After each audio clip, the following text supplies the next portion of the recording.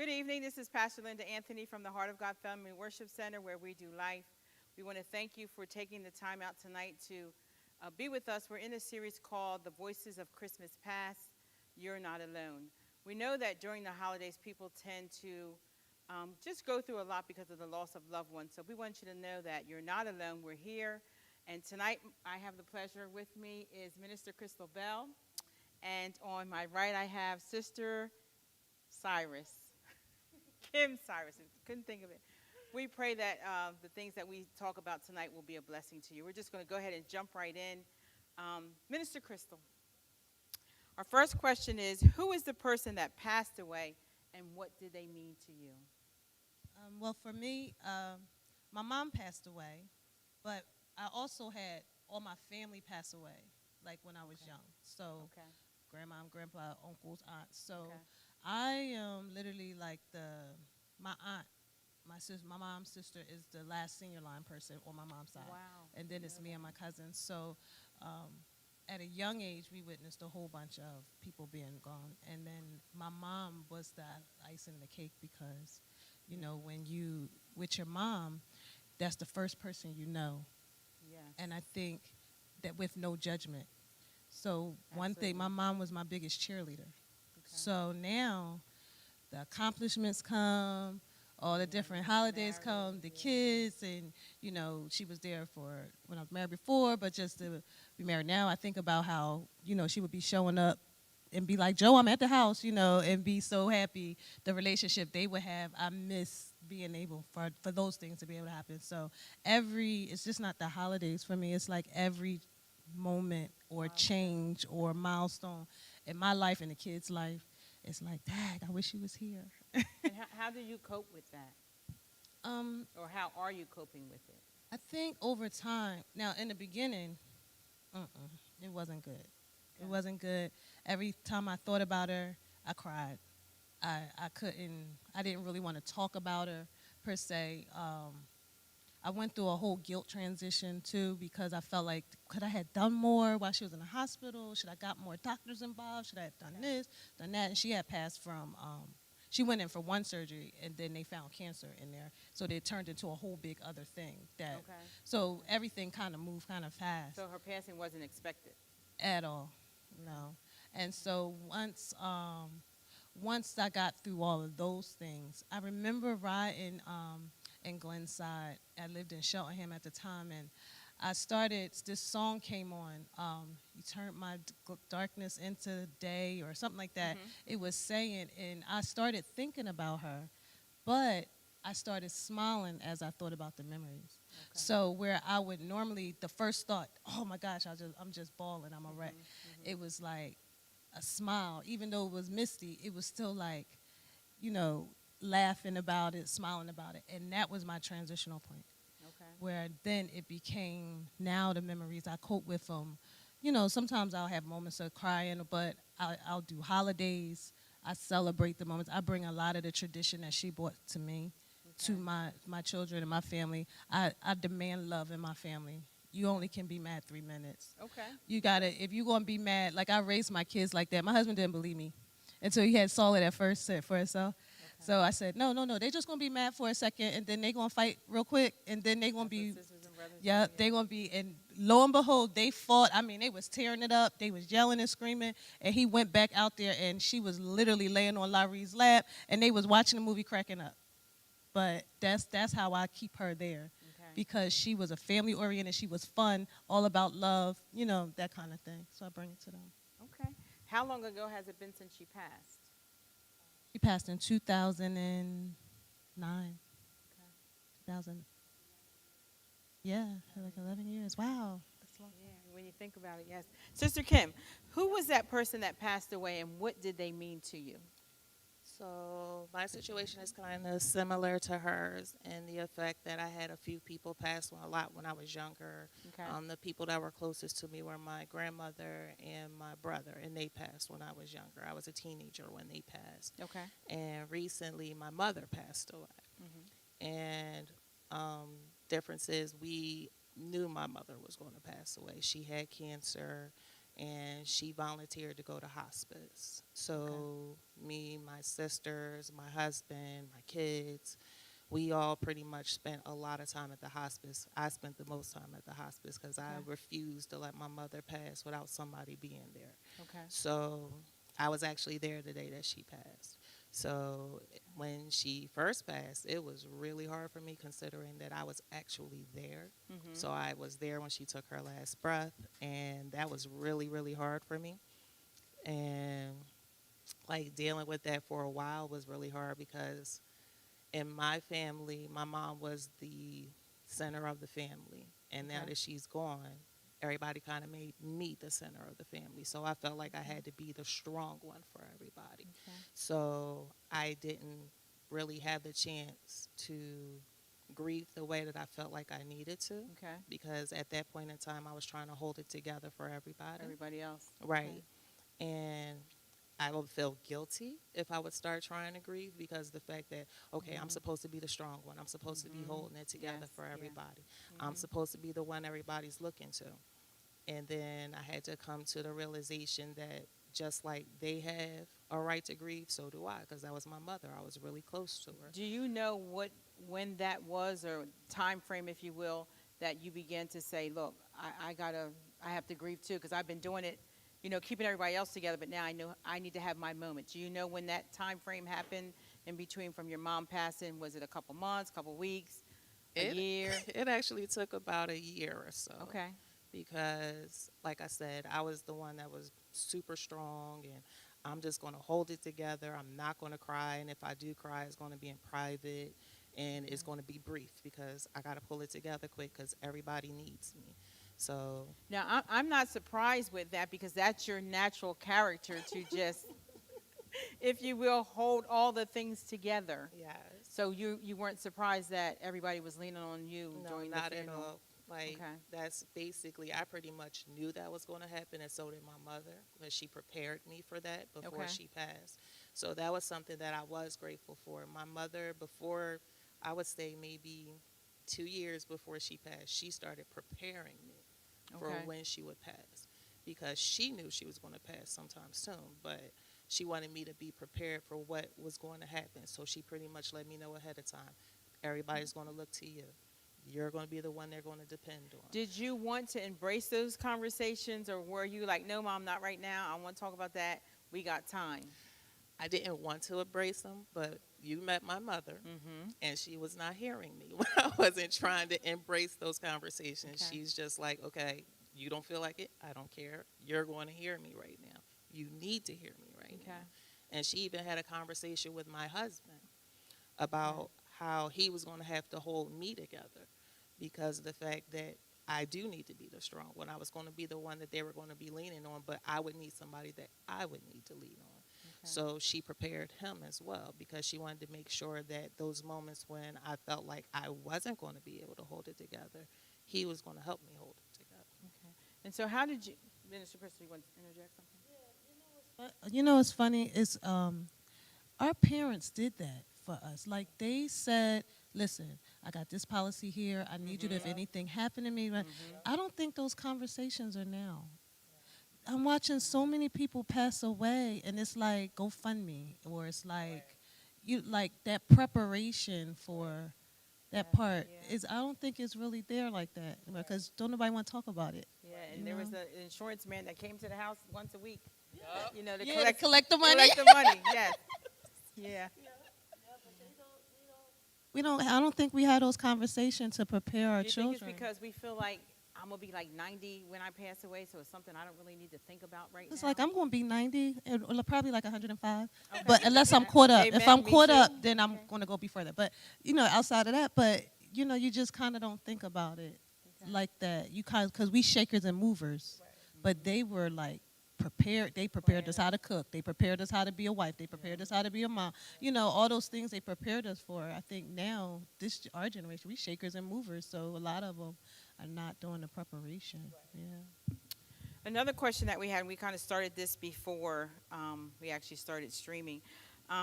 We know that during the holidays, it's really difficult for us. Why do you think, I'll start with you first. Why do you think that is as I was sharing with them before we got here, I had sort of a kind of semi-emotional day. As the holidays come, it does really intensify for me. I'm going to ask you first. Why do you think the holidays intensifies you missing your loved ones?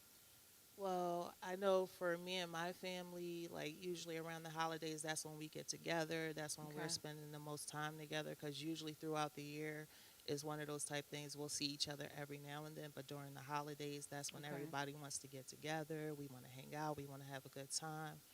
And with my mom, now, me and my mom, we had our relationship. We hung out a lot together. But Mm-hmm. with the rest of the family, it was a time that we all came together and we all just got to, express how we felt for each other and everything along those lines. And now it's different because she's not around. And And does it appear that holidays just aren't the same?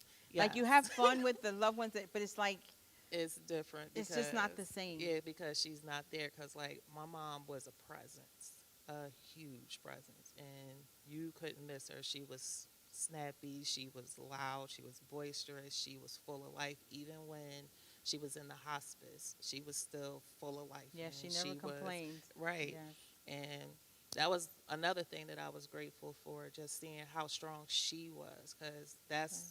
that was like my inspiration. Because my mom was going like, I think she had before she passed, she had about 9 different cancers, all Wow. primary, and you would never know.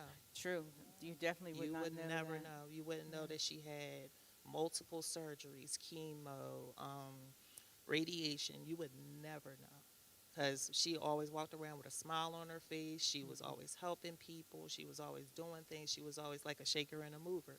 You would never know. You would think, oh, nothing wrong with her, but you didn't know that she was literally pretty much just going through it with all the cancers. But the holidays is usually like when everybody just gets together, hangs out, has a good time, Okay. and it's really different now because we're again used to my mom being around, just being this the center of attention, and everybody's just laughing and joking at her. Okay. So now during the holidays we'll have our stories about her. We And have that's what her. that was going to be my next question. Tell me about something. Tell us about a childhood memory with you and your mom, and then tell us about something as you became an adult that you miss.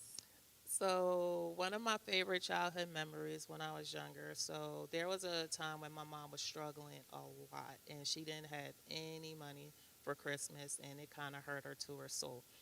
And she knew I loved dolls. I just love dolls. I have a thing about dolls. And she bought me paper dolls because she wanted to get me something that was Yeah, I remember involving a those. doll. And she thought that it was probably the worst gift she ever got me, and it like kind of upset her to give it to me, but it was like I was just like, "Wow, I got dolls. I got dolls." And she's just like, "Oh, okay." Okay. So, I thought that was really cool that she something so small made me so happy, but like she was just surprised at how happy it made me, but it made her happy to see me so excited about Okay. these paper dolls. When we got older, one of my favorite memories. So I didn't really get to spend Christmases with my mom because I'm married, so we would spend Christmas in New York. But this isn't necessarily a holiday memory. It's Okay. more of a birthday thing because my birthday is in December. And this is something that I miss too. Every birthday, my mom would call and leave a voicemail singing happy birthday to me in the worst possible way she could. She purposely would sing it in the most terrible way possible just so I could listen to it. And that's what I would listen to every year, just her singing happy birthday in the most horrible, just god awful voice ever. And to not hear that, especially like these past few years, this Hmm. kind of mess with me a little bit because I'm so used to hearing that. I can literally hear her singing it now, which Okay. is so funny to me. But to not have heard it these past few years was, a little heartbreaking. But it's one of those things like you learn to deal with it and learn to get past it. Hmm. Not necessarily get past Deal it, with but it. live with it Okay. because it's not like we can bring her back. And like I said, we have our little traditions. We have things that we do to keep her alive and around. Like my mother's favorite color is blue, so Christmas tree, all the decorations, we have to have blue. And your everywhere. wreath, you kept it up how long? Oh my God, my wreath. That thing never comes down. So she still has her Christmas wreath up. Yes, it's been up since 2018. It has not come down. Okay. Yeah. Minister Crystal, why do you think we are things are intensified during the holidays? Why do you think that is? I think because it's holidays are, especially Christmas, signifies love. Christmas, Thanksgiving, all of those holidays like that. It's a time for family and love, and that's the ultimate. Now, for me, my mom was Christmas 101. Okay. Like she knew was Geraldine Hamlet. Then. Yeah, she was Nita Bug. She was the life of every party. She was the person when my grandma passed. She was the person. Everybody came to her house for dinner. She fixed the whole thing. Like it was just she was the organizer for all of that to make sure that the family traditions lived on. So. Christmas was a thing. Like we went to Wanamaker. I don't know if y'all remember John Wanamaker's, but Wanamakers, we would go down there because remember Wanamakers used to do the big Christmas thing every year, and then when you're young, little, you don't even really think about it like that. But listen, she used to take me to the basement, and I used to pick out everything I want, and it was like major. But now I know, as you get older, you're like, okay, that was the cheap section, but it didn't matter, it's cool. So, but now I know that. But then it was just like, and then you got the dancers, you got the nutcracker happening. We looking at lights. We used to just drive in neighborhoods and look at lights, Christmas lights, and listen to the music. And then my mom and my dad was singers, so like they sung all the time, and so the music had to be playing, the Christmas songs, they singing, all the sounds was awesome, I'm singing, I'm dancing on people's feet, it's, while we decorating the tree. So it just, because my family made it, because she made it such a thing, it's like I can't ever forget that. Like that's, I'm always going to remember those parts. So what traditions, because you talked a little bit about being young and going to Wanamaker's, what traditions have you brought along with you now that you're married and have your own kids? Well, as the kids, once I started having kids, I would ride them around in Cheltenham. We would ride around in different neighborhoods and look at the Christmas lights. That was always a thing, listening to the Christmas music. I kind of adopted almost everything she did. Even in the low-income phases of my life, it was always, we always going to have a tree. There's going to be something under there for you, whether it was dollar store stuff or wherever it was from. It was always going to be something for them to come downstairs and unwrap. But the actual love part of it, to make the cookies, the singing, and the dancing. Like even we were putting up the tree this year, and I got to listen to certain songs. I got to bop. And if my husband by next year don't learn how to bop, it's going to be a problem because I need a partner. Deacon Bell, if you're listening, he needs to learn how to bop. Y'all pray for Deacon Bell that he learns how to bop because I need a partner. But me and my mom, we would be bopping. She taught the kids how to bop. Like Reed, Jayla, everybody's dancing, everybody's singing. And I love my family so much because even now that they're older, they don't never, I know they don't want to do it, I know, but they don't care. Like it's all, they just do it for me. And they don't understand, they like kind of, now they're starting to understand how much it means to me because it's like major for me. But that is the things that kind of like keep tears. I know, no tears, right? But those are the kind of things that kind of keep my mom alive for me. For me, you know what I mean? Because I know she's here, and I know she's looking down. I know she's proud of all of them. I know she's proud of, Joe, everybody. So those are the things that I kind of do to kind of keep it, and they keep it. And then my biggest memory when you was talking about the birthday, can we get some tissues? Birthday part was that my mom, my mom used to. I'm an only child too, so I'm her only child. So that's another thing. I'm her only. So when my every birthday that I could ever remember, she always had a cake for me. She always sung happy birthday. Even when I started doing my own stuff, I don't care where I was at. I better come by her house so I can get this birthday cake and she can sing happy birthday. But this is the beautiful part about it. My baby sister is not my biological baby sister, Nika. And ever since she came into my life, she came right when she was like 14 or 15 or 16, something like that. Okay. And when my mom passed, she picked that up. And she has never, ever, ever forgot a birthday. Like, so when my mom passed, it was like, what you want to do? We would go to a restaurant, have dinner. We would have cake and ice cream. And my kids, now that they're older, you know, it's like when in Joe's around, they all make sure everybody has a birthday cake. We gotta sing happy birthday. We call it Larry at college. He gonna sing happy birthday too. I got my god baby, my goddaughter Daylin. She just fall right in place and she don't give me no hard time. And she know this is what needs to happen. So like everybody is kind of like in sync. So that kind of makes it.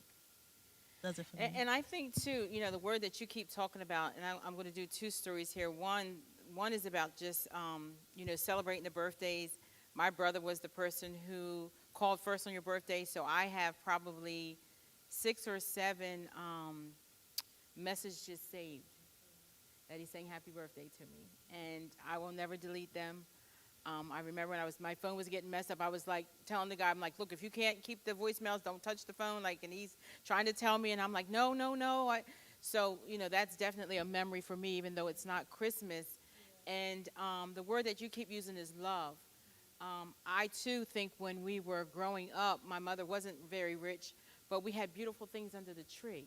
And it didn't matter if it was the paper doll or something from Wanamaker's. Like, we didn't get the $500 Nike sneakers or the iPhone or all those, but we were so happy to get downstairs and, you know, open up all of our gifts. And I wonder if we lost that.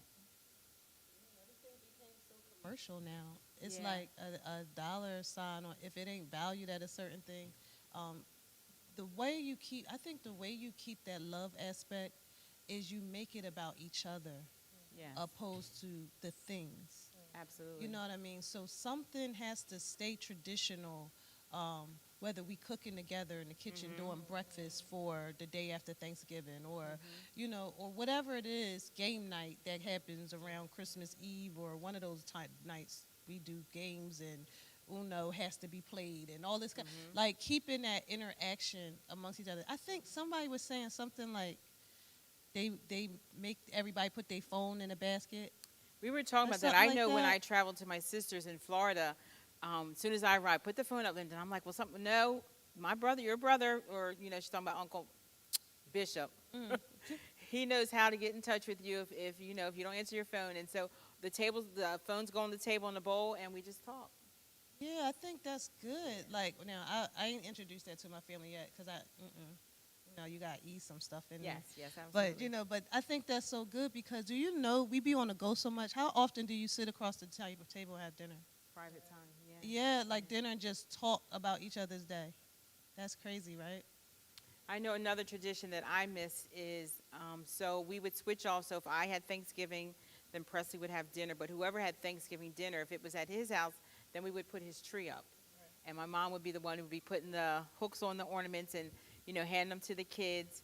And then if it was at my house, and then we would do it at my house. And the first Christmas after she had passed, I'm like, I'm not putting no tree up.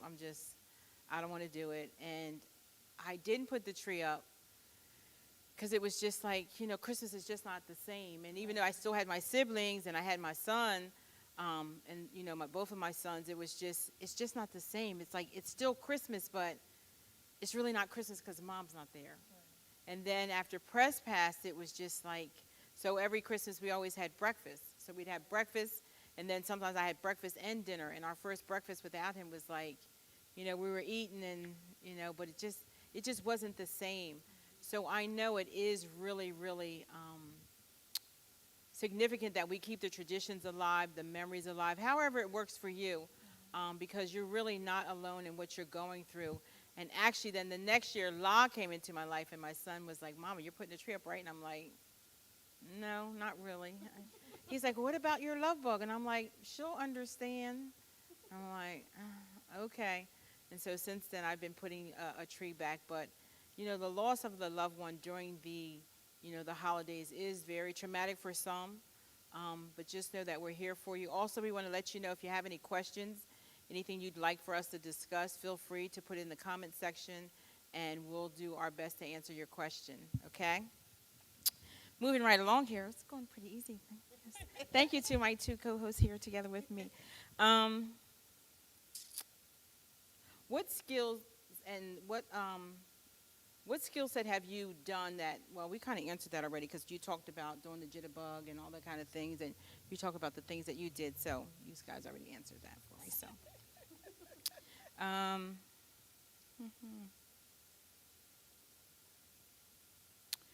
When you were thinking about grief and how you were going to deal with it, did you have a real expectation of how long it was going to take you to grieve the loss of your mom?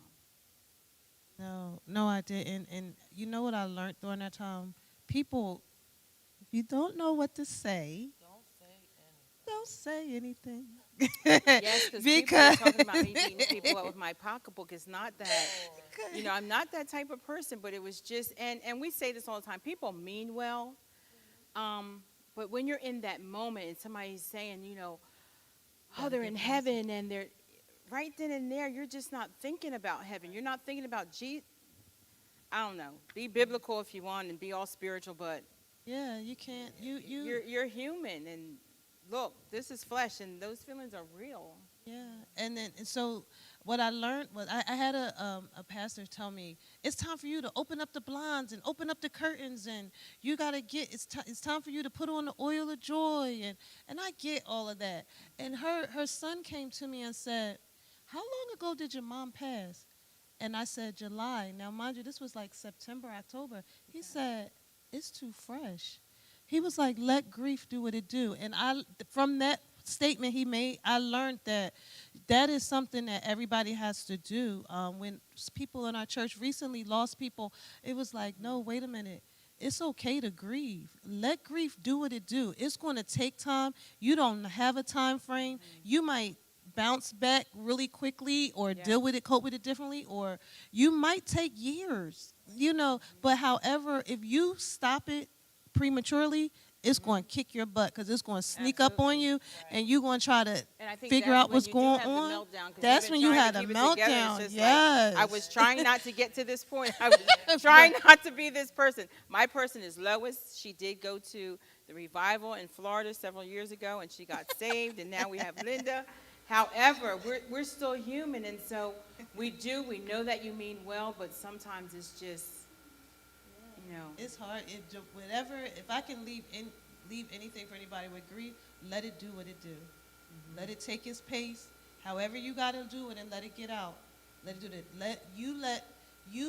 You drive it. You don't let it just overtake you, and Absolutely. Then it'll be all right. Yeah. Kim, did you have an expectation of how long grief was supposed to be, or what it was supposed to look like, or how you were supposed to feel, or how you were supposed to navigate through it? Absolutely not a clue. Because again, my mom tried to prepare me for it. So in my mind at that time, I'm just like, okay, well, she told me what to do. She told me how to, how everything's going to happen. So I should be okay. And then the day she passed, it was like my whole world just came crashing down. I didn't know what I was going to do. I literally had a panic attack in the room. I couldn't breathe. I had to be escorted out the room and everything. And then once I knew my sisters and everybody were coming up, I'm like, okay. She told me I had to be strong, so I pulled it together. And what she mentioned, at some point you have to let grief do what it do. I wasn't letting it do what it do. Okay. And it caught up to me, and it did and kick my butt. Like, I would get to a point where I was just angry all the time, and I didn't know why I was so angry, and I would randomly just cry, or I would randomly snap at people, and I was just going through a whole lot of emotions and changes. And then I'm realizing, okay, I'm holding on to a whole lot of stuff that I need to let go of, and I'm trying to be superwoman, and I'm not superwoman. I'm just as human as everybody else, so Absolutely. I have to grieve like everybody else. So if I were to say anything to anybody out there, it would be, if you feel like you have to be strong, strength comes from being able to be open and be able to let those emotions that you are holding on to go, because you're not being strong just holding on to everything, because all you're doing is hurting yourself, and you're killing yourself literally, because that's just no good for you. So if I were to say anything, real strength comes from being able to feel those feelings that you're feeling, experience what you're experiencing, and just let it happen, instead of just trying to be the one that's like, you know what, I got this, I can do this, I can just push through this, it's okay, I don't have to cry, I don't have to deal with this. That's not strength. Yeah, and neither is holding everything in either, because I internalized everything because I had to keep it moving to take care of my kids. Okay. So, and she was my co-parent. So at the time, Okay. so now I had to figure out a whole bunch of stuff. So I kind of internalized stuff. But what I did do is a woman came to me and she said she had lost her mother. And when she lived in California, she had actually witnessed her getting killed or something, or murdered. And she said, "I want you to go see this lady, and just have a conversation with her." And it was it was a therapist, and she was saved, but she was a doctor. By trade, and my insurance, you could use your insurance and all that kind of thing. And the lady out the blue, she said, "Listen, I don't have any office hours, but if you're willing to come to my house," and she lived over in Jersey, she said, I would really like to do your session there. So me, I go, and I went over there, and it was the best thing I could ever do, because she was licensed and saved enough to deal with what I had going on that I was saying and that I wasn't saying. So she like unpeeled some stuff. She made me talk. She made me get some things out of my chest, off my chest. Like, I was angry. Like, I'm the only child, so why you take my mom? Like, that don't make sense. She my co-parent, so what's up? So all those things I had that I didn't want to say, but I was internalizing. And so don't shy away from counseling. Mental health is important, but God has anointed some professionals to help you sort through your onion peels. So instead of you trying to do it on yourself and jacking it up, but I only went like twice. And she said, "I don't even want to see you no more, because I don't even need to see you after that," because she showed me how to cope. And sometimes you need somebody to help you navigate through seasons. That's just like what we're doing now. It's just like helping you navigate through this season based off our experiences. But you need somebody. Sometimes you need a professional to help you navigate through the season. And that was we're just all linked up here together, because that was one of my questions. How do you feel about, having to talk to a professional? And so you did. Did you talk with anyone professional? Yes. Okay. I talked to someone when I was younger, because again, my grandmother and my brother Your brother, passed away, okay. and those were people that I was really close to. And my mom wanted me to get counseling. Okay. Because of the fact that she felt like that would be easier for me to navigate how to deal with that, because my mom had a hard time when my brother passed away, and she sought counseling. Okay. So when my brother passed away, she felt like, okay, this worked for me, maybe this will work for you as well. And it actually did. And then when my mom passed away, not immediately, but I did end up eventually seeking therapy, and she was also saved, and it was very helpful. And I only went to her, I think, about 2 or 3 times. And she did help me to figure out how to cope with different things, because I like to write. I'm a writer.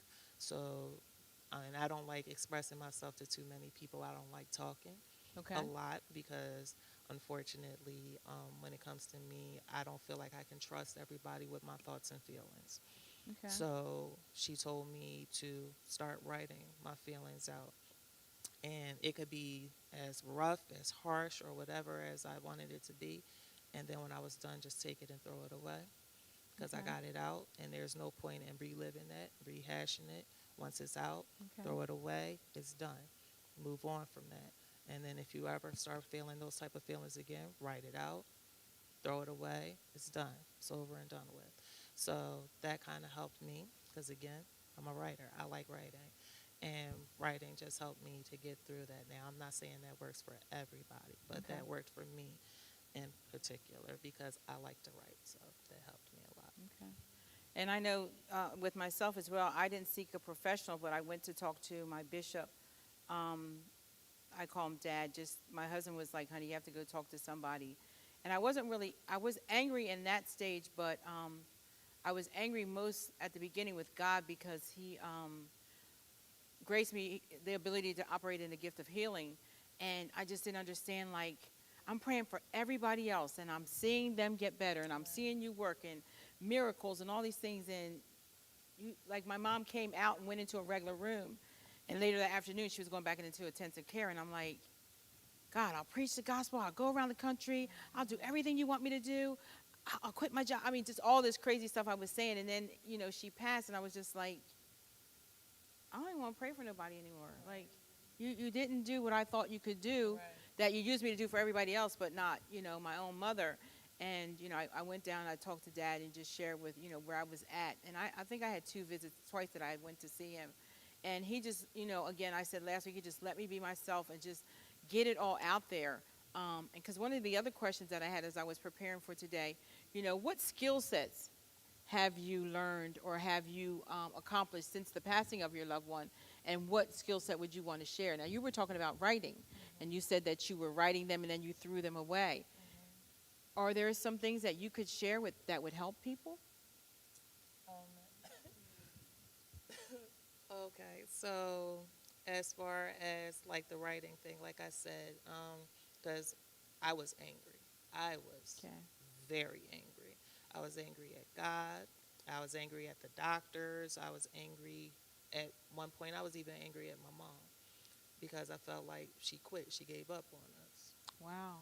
Okay. And that made me feel guilty because at the same time, I'm like, I know what my mom was going through. I saw how she was suffering and I saw what she was dealing with. But being in my flesh, being my Emotions, selfish, okay. emotional self, I was more concerned about that's my mom. I need my mom because she was my world.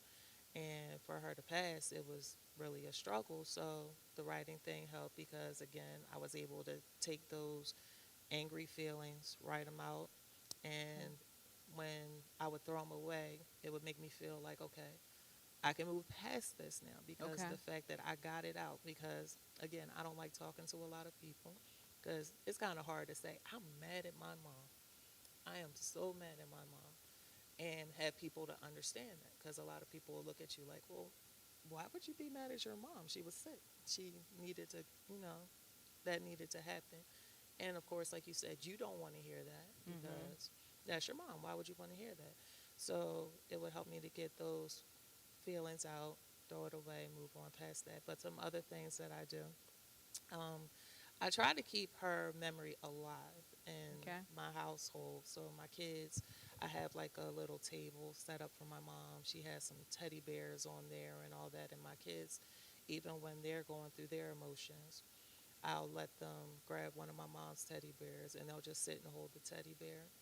And they might sleep with the teddy bear and everything. And in Okay. their mind, it's like their grandmother holding them. Okay. So that's how it helps them to deal with their things. So that's something that helps in my household anyway. As far as like with my kids, we have like little knickknacks and things that my kids keep from her, and I do the same thing. Like if Okay. because I used to tell my like she said she told her mom all of her big things, and when she was dealing with a lot of stuff, so I have like some of my mom's clothes. If I'm going into a situation and I'm nervous, I might wear something of my mom's. Okay. And it'll help me feel a little more comfortable in the situation. Or I might have something of my mom's, like some jewelry or something that I'll wear. Okay. And it's like, to me, it's like my mom is there and she's with me and she's helping me to deal with the situation. And same thing with my kids. They have like T-shirts and stuff of my mom's. Okay. So like if they're have like right now, my son is at home. He just had a game and he's wearing one of my mom's shirts at home. So it's like she's not here, but she's here. She's a part of everything that's going on. So that's something that I would suggest, like trying to keep something around of theirs and try to keep in mind that even though they're not physically with you, they are always there and they're still involved with everything. They're just not involved the way that you would want them to be.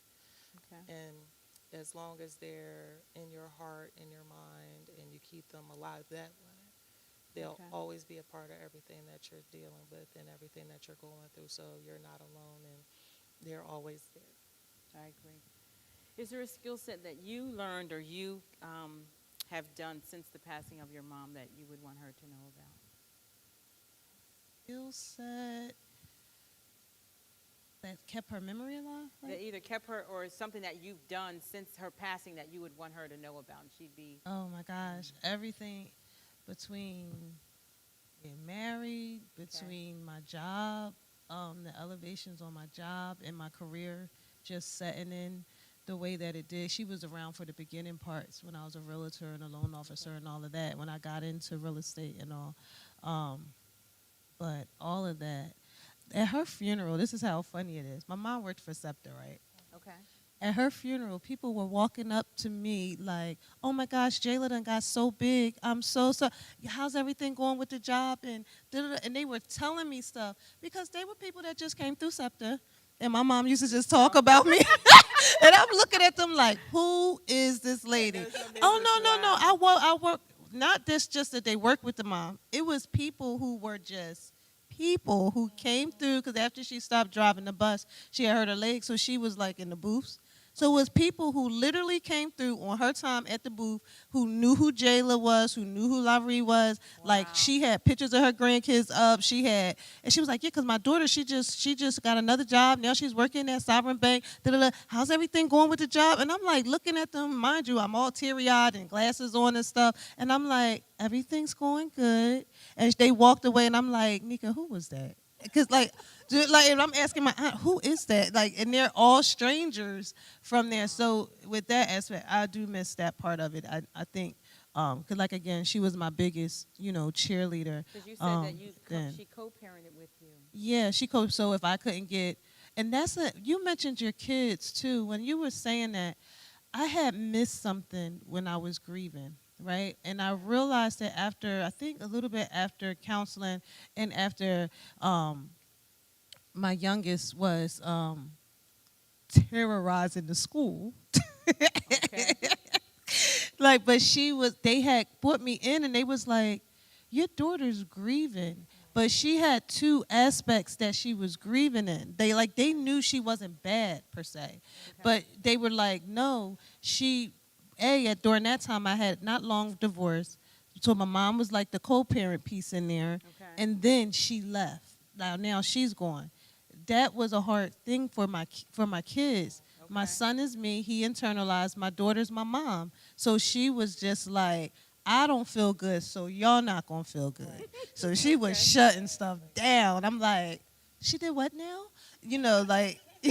I got real, she did what? What'd you say? But at the time, they brought it to my attention. She went to a Christian school. Okay. And they brought me in and they said, yeah, she's grieving. And she does not know how to process what's taking place. And then it dawned on me, I know I'm going through, but my babies are going through too because she was there from when they was born. Right. So that was a big transition for them too. So I do encourage people to be mindful of your children too, because even though you're going through, they may need help too. So at that time, the counselors took some time with her, and just let her draw some stuff out, let her do different things. Then later on, I had to get somebody else to come in, so they would spend time with her just so she could talk some stuff out. And, and they did it in a way that was conclusive to her. And then now you got the beautiful angel that we have now. Praise the Lord. And so, but all those things had to take place. So don't forget about your children. Yeah, because even though you want to close up in a room and shut the world off, I had to remember them too. But my biggest thing is that she was my biggest cheerleader. She was my rah-rah person. Yeah. And for me as well would be that, I'm the baker in the family. Everybody else was cooks. I know that my mom and Press would be so proud of my shop. And something that I had neglected to mention last week, and I think you put it in the comments, my heart's in it. Mm-hmm. And I started that ministry. My brother had a heart attack while driving. And he was a diabetic, and he had high blood pressure. But he had come off his medicine and different things. And I think it was probably maybe a year or two after his passing that I finally could talk, get one full sentence out without crying and falling apart. And I kind of came to the point that I just believed that over time his heart just couldn't do it anymore. And, it just gave out. And so when I started the ministry, my goal was to help those that are type 2 diabetics come off their medicine, because you can do it. So if you're out there and you're listening, you're watching, you're going to watch later. If you have type 2 diabetes and you need some help, whether it's a meal plan, I have certified trainers in our lives, people here at our church. Comment in the section, in the comments. Give us a call, text us, whatever. We'll help you so that we can live better lives. Because I'm like Minister Crystal, I want to be here when I'm 99, 102, and it starts with, us taking care of ourselves. So it's important. One last thing, and then we'll go to, we have no questions yet. There's no questions? Okay. And this is kind of like maybe just a personal question. Did you visit the gravesite a lot? And how did you handle that? No. I didn't because I think that I wanted to remember my mom as she was. Okay. Watching her go down like that, it didn't do it for me. Like, I don't know, it was something about that whole experience Okay. that I didn't want to relive that again. I actually went to go to my mom's grave. I think somebody else passed away in our family. Okay. Yeah, somebody else passed away, a distant relative or whatever, and we wound up being at the same cemetery. So I went and found where she was at, and we went to her site or whatever. And I don't know, I don't know. I just don't. I like to remember her like she was. Okay. I have pictures. I got some canvas wrapped ones and stuff, and that's just how I am. Okay. Now, did your children want to visit the gravesite after she had passed?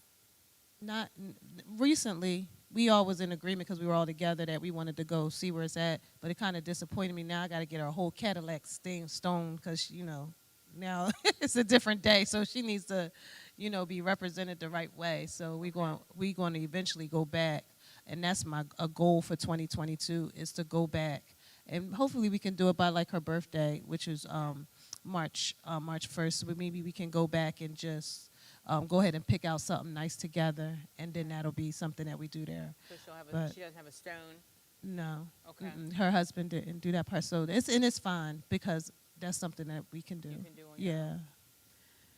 Kim, what do you think about visiting the gravesite, and did you want to do it, and what about your children? So for me, it's slightly different. My mother was cremated. Okay. And I actually have her ashes at my house.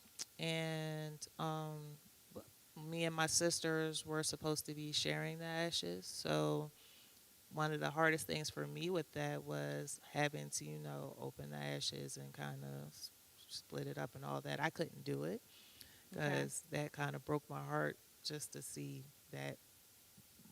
Yeah. So my husband had to take care of that. But I have some of her ashes. My sisters have some of her ashes. And my older children have some of her ashes. So it's not as hard as it was at one point because, again, I have them in my house, so they're there all the time. And, it's not difficult. It wasn't really difficult for the kids because as far as they were concerned, my mom's there. So they'll literally stop and talk to her ashes and everything like she's literally there. Okay. And, like I said, I have, this whole little thing set up for her with her little teddy bears and stuff. So at first it wasn't the easiest thing for me, and I didn't even want to do that whole thing, but I ended up doing it, and it's kind of nice to walk by and at least see this little space that's specifically for her. So it's like my mom is still kind of around, even though it's not her physically, but still. Okay. Now for me, when she first passed, I wanted to go all the time.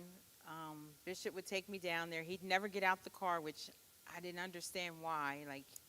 It's not a big deal. Just walk with me over there. And so, and then I remember days that he couldn't go, and I would ask Justin to go with me. And he didn't really want to go, but I guess it was just because it was me. He would go with me. And I never really talked to her. Just being there, I kind of sensed that we were close, and, she was just there. And maybe after, the fourth or fifth visit, Justin's like, Mom, you home? I wanted to talk to you about something. And he said that he couldn't go with me anymore. He's like, Mom, I go because it's you, and I don't want you to go by yourself. But he was like, after that, I can't handle, it makes me for, a bad day or just, and I was listening to him, but selfishly, I was still like, okay, now you're going to make me go by myself? Who does that? And then I understood that, that was my own thing, wanting to go to the cemetery. And so I don't go I actually haven't been in quite some time. Usually around now I'll go and, take a Christmas wreath, and that's a whole nother different story as to why we do that. I'm not really certain. Um, So when you went like that, did it make you feel like you was reliving everything over again? I can't really say except that I kind of felt like if something was going on, I would just like drive down there and I wouldn't even talk because I know we don't talk to the dead. So I would just be there, and Bishop might call me, "Where you at?" I'm like, "At the cemetery." He's like, "Okay, honey, how long you been there?" I'm like, a little bit. I'm on my way home now." And then he's calling me, "Are you in the car? Are you on your way back?"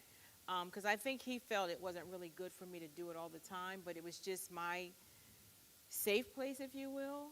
And then when Justin told me that, he really didn't want to go, he was only doing it for me. I'm like, okay, I can't do this to my child. And so I finally was like, okay, Jay, I get it. And then I went one or two more times by myself. And then I just stopped going because then it was the reverse. So then after I went, like the first time when she first passed, I kind of felt comfort. And then years later when I would go, it would be like a meltdown. Like I would just like fall apart. The next day I'd be crying and just so kind of like did a reverse, I guess. So I'm better now and I don't go as often. But like I said, I'll go holidays, like Mother's Day, her birthday. And then sometimes it would be like going 3 or 4 times that year, but I haven't been this year. So I don't know. Help the host. Okay, again, we're here. If you have any questions, anything you'd like to share, we know loss is just something some people never get over, but we are just trying to let you know that during this holiday season that you're not alone. We love you. We're praying for you. We're praying for the family, the service that is on Saturday. We had loss in our church family as well. One of our members lost her sister, and it's just a difficult time. And even through the whole pandemic and, not being able to see your loved ones and, going to the hospitals with them and them having to die alone, that's a whole nother thing that you're dealing with. But, yeah, it's just, yeah, you did have to deal with that. My uncle passed away, and they were like COVID 101. Like we couldn't go visit them. They didn't go out shopping. They had Instacart come drop it off on their enclosed porch in the back. Their tip was taped to the window. Like they did not. They were like 100% cool. He got sick and had to go to the hospital. He actually got COVID when he went to the hospital because he wasn't feeling well, like for his natural sickness. Like so, and then once that happened, that kind of like escalated. But my heart goes to my great aunt, to my aunt, which is my mom's sister, because they've been together for 50-something years. Wow. 50-something years. They've woke up together and been together all this time, and so see it, and she won't let us come visit her. So because she's like scared of COVID has her, like she wants to be safe, and so my cousins will go, her children, her daughter and her son will go, but she won't let anybody else come to see her. But like for Thanksgiving, my family used to get together for Thanksgiving. It's a smaller core of us now, and so it's like, hey, I'm gonna cook Thanksgiving dinner. You want to? No, I'm not coming, not yet. Hey, we want to come up to take you to dinner. Well, not yet. Let's wait a little bit longer. Okay, so we're like going on 2 years now, but I have to honor her wishes. But his birthday just passed. His birthday is actually the same day as my daughter's, and December 9th, and his birthday just passed, and then we're coming up on the anniversary that he passed because it was right New Year's Day. So Okay. that's. And that was whole tragedy because he was scheduled to come home and. Yes, he was scheduled to come home. And they're waiting for him to come home, and she gets the call. She's waiting for the call to come pick him up, and she gets the call that he passed away. It was just a whole big mess, but yeah. So, Sister Kim, is there anything you'd like to share with our listeners for, navigating through the holiday season and not even just Christmas? Just what would you like to share with them as we close out? Just do your best to keep your loved one's memory alive, and realize that it's okay to grieve. It's okay to be upset. It's okay to be hurt. Seek any help that you may need. And like she said, when it comes to your children, don't forget that they're grieving too. Because sometimes we'll get so caught up in what we're dealing with that we forget that they're grieving as well. And they're going through it as well. It's not just you. So just try to keep in mind that they're going through it too. And they may not show it in the ways that you would expect them to. Because, of course, they're younger. So just pay attention to different ways that they're acting and try to talk to them and make sure that they're handling it well. And if they need to get any type of therapy or anything like that, to make sure that they are getting what they need and not just leaving them out in the cold. Yes, yes. And do holiday check-ins. Yes. Holiday check-ins. Check in with those that may have lost someone or someone you know that is hard for the holidays. Hey, girl, hey, just checking in. What you doing? You know, and then maybe you might want to go out and go get breakfast or go get dinner or something, or just let them talk on the phone, because sometimes just having somebody to talk and listen to is that's all you kind of really need. So holiday check-ins. Do those. Until the next time, we want to say God bless you. We love you. The voices of Christmas past, know that you're not alone. We're here for you. God bless. Peace out. One love.